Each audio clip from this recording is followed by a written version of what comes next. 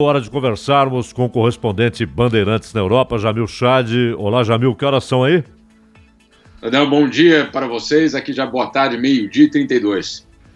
Bom, Jamil, eu tô vendo aqui que o Pentágono desmentiu aquele informe que havia saído de que já se preparava para retirar os seus cerca de 5 mil soldados do Iraque. Parece que o próprio Trump tratou de fazer o Pentágono recuar na decisão de simplesmente obedecer à decisão do parlamento iraquiano. E muitos iraquianos, sunitas, obviamente, principalmente, reclamando que o parlamento do Iraque toma decisões agora a partir de Teherã. O imbróglio continua, né, Jamil? Zaidan, continua e, de fato, mostra que dos dois lados, esses blocos aparentemente uniformes não são tão uniformes. Dentro do governo americano existe sim um debate muito grande em relação à saída ou não do Iraque. A carta e esse erro, suposto erro no envio da carta, demonstra que, obviamente, existem alas diferentes dentro do próprio governo com visões diferentes. Do lado iraquiano, a mesma coisa, como você bem citou, que o parlamento iraquiano estaria, vamos dizer assim, controlado ou pelo menos influenciado pelas decisões do Irã e, claro, a população sunita dentro do Iraque preocupada. Realidade é que a crise não acaba. A crise ganha hoje, inclusive, um outro capítulo quando o governo iraniano passa a declarar todas as forças americanas como sendo grupos terroristas. Por quê? Claro, isso depois do atentado na sexta-feira, mas especialmente depois do fato de Trump passar a condenar, ou pelo menos considerar, o governo iraniano como um governo terrorista. Aí entramos num outro problema, Zaidan. Até hoje, nós temos uma relação entre dois estados que são, bem ou mal, regidos por regras internacionais. Quando um lado passa a considerar o outro lado como terrorista, obviamente, as regras do jogo são outras. As regras já não são mais a do direito internacional, são outras regras que, obviamente, elevam a temperatura, elevam a tensão, porque, claro, várias das medidas que numa relação normal entre dois estados seriam proibidas entre dois grupos ou entre um grupo e outro terrorista, obviamente, elas modificam. E esse é a grande questão, pelo menos por enquanto. O que significa quando, por exemplo, o parlamento do Irã declara o Pentágono e as forças americanas como forças terroristas. Isso, obviamente, abre uma janela muito perigosa. Ao mesmo tempo, claro, tivemos aí a notícia de que um tumulto no enterro do general Qasem Soleimani acabou gerando aí mais de 25 mortos, se eu não me engano. Jamil, me chamou a atenção no comunicado da ONU o fato do secretário-geral Antônio Guterres não falar sobre o episódio, sobre a morte do general iraniano, não usar a palavra assassinato, morte. Ele não se refere à morte em si, ao fato em si, ao atentado em si. Ele fala em ação descontrolada, alguma coisa nesse sentido, ação sem controle. São palavras exatamente medidas, me parece, para não desagradar, especialmente o governo americano, e não parecer que ele está tomando algum lado nessa disputa que aparentemente está só começando, né? Houve algum avanço na posição da ONU em relação ao que aconteceu na sexta-feira? Meu caro, esse comunicado, essa declaração do Antônio Guterres, para vocês terem uma ideia, levou horas para ser escrito, justamente por esse motivo que você citou. Primeiro, não querer dar uma sinalização para o Irã de que estava chancelando o comportamento do Irã na região. Não está. De outro lado, sem dar uma chancela ao ato americano, claro, o maior pagador, basicamente, das contribuições para a ONU.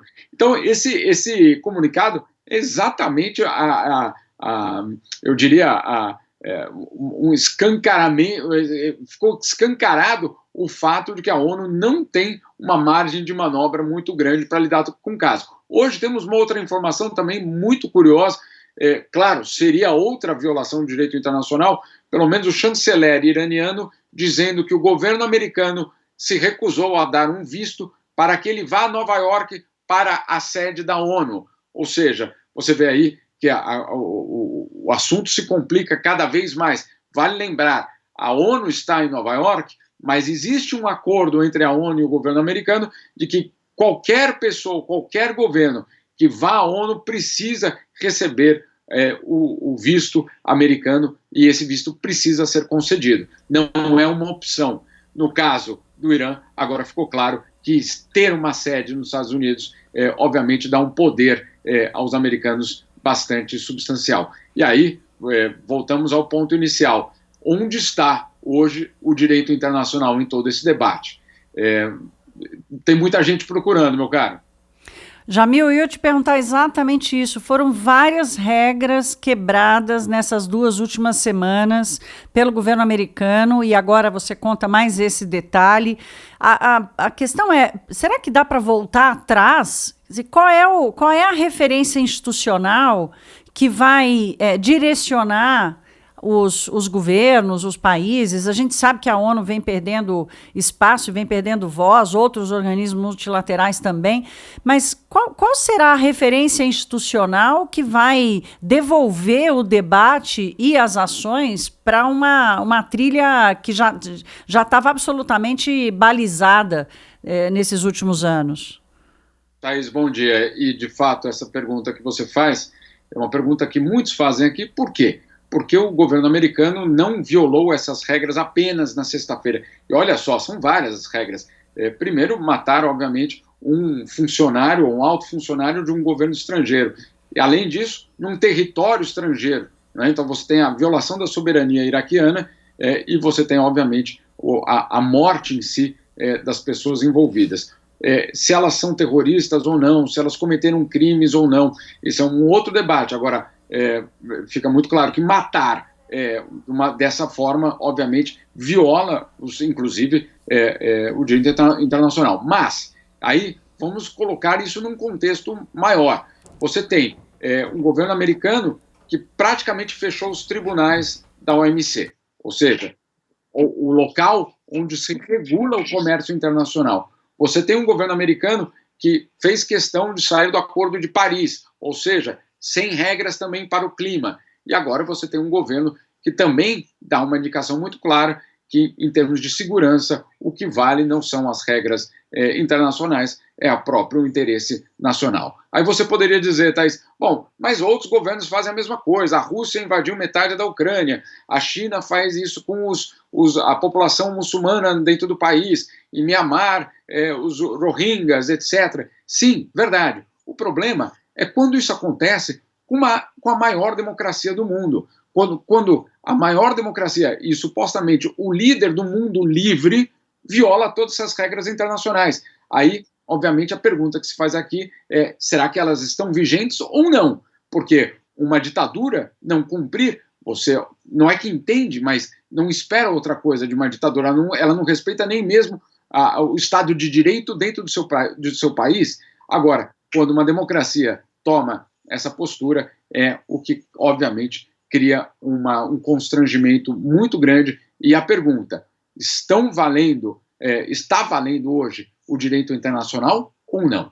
O próprio Irã quebrou várias regras, né? Certamente, Zaidan, certamente. Quando você tem uma milícia em outro país que você controla e atira foguetes contra uma refinaria, mata um cidadão americano e fere soldados americanos.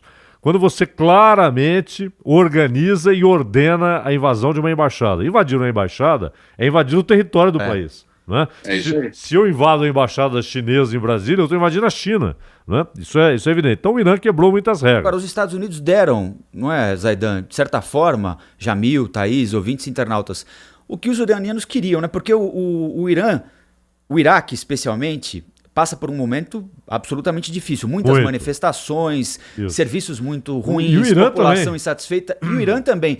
O Irã enfrenta problemas no seu próprio território, com a sua própria população. E no Iraque também é acusado de invadir o território vizinho, de sufocar, controlar o território iraquiano. Ou seja, naquele momento, os iranianos sofriam pressões da sua própria população e da população do Iraque também. Isso agora desmorona. E agora, todo mundo se juntou contra os americanos. Facilita, né? Então, do inclusive, ponto de vista do jogo político, não sei se foi inteligente. Não, e facilita a repressão aos dissidentes. Claro. Não é? Porque agora isso se torna um assunto silencioso. E é uma ditadura, como disse o Jamil. Agora aquele negócio, o Irã, o que ele quer é o fim das sanções. Outro dia o Jamil lembrava aqui que, de repente, um mercado de 80 milhões de pessoas se reabriu. E as empresas ficaram oriçadas. Puxa vida, está reaberto o mercado iraniano. E isso desmoronou. Aliás, sobre isso, Jamil, uma última pergunta da minha parte. Quando houve o acordo do Obama com o Irã, com a participação de Rússia, China, França, Reino Unido e Alemanha, há um decreto religioso assinado pelo Ali Khamenei que proíbe o Irã de desenvolver armas nucleares. Porém, todo mundo parece dar de barato que esse decreto não é para valer. E o Irã fala agora em simplesmente abandonar aquele acordo, porque diz, sem os Estados Unidos o acordo não tem valor. Ainda que a Europa diga, não, eu continuo no acordo, o Irã diz, sem Washington, esse acordo não significa nada, porque as sanções foram recolocadas pelos Estados Unidos. A visão dos governos europeus é que o Irã desenvolve, sim, ou tem um projeto de desenvolver armas nucleares, ou esse decreto do Khamenei proibindo o país de ter armas nucleares é para valer? Zadan, esse decreto tem a validade até o próximo decreto, né? Então, obviamente, se o governo iraniano optar por violar, basicamente, abandonar o acordo, ele vai abandonar o acordo e vai realizar esse enriquecimento de urânio. Então, a percepção, pelo menos dos europeus, é de preocupação, porque sim, as regras podem mudar. Assim como mudou para voltar a uma proibição, ela pode ser desfeita. Então, esse é o problema desse acordo. O Rafael tocou num ponto absolutamente importante. O Irã, talvez o caso até mesmo o Iraque, basicamente montaram uma arapuca e os americanos aparentemente caíram, pelo menos isso é uma avaliação de vários analistas internacionais, porque de fato unificou pelo menos uma parte do país, foi criado um herói e por isso esses funerais longos, ao vivo na TV durante o dia inteiro, etc. Essa é a criação de um herói nacional justamente para atingir esse objetivo.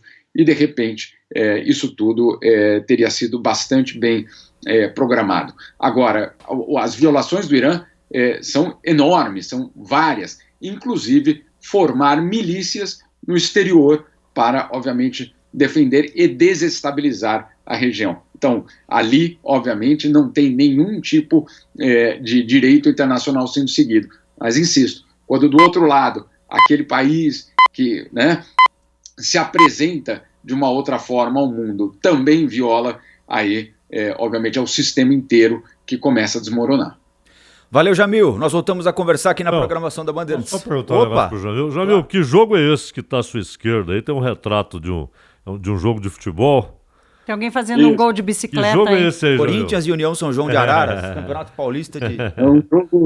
É um jogo do Torino, lembra do Torino? Claro. Torino e Inter de Milão, isso nos anos 50 ainda. Em 49 o avião caiu, matou toda a delegação do Torino, que era o melhor time da Itália, né?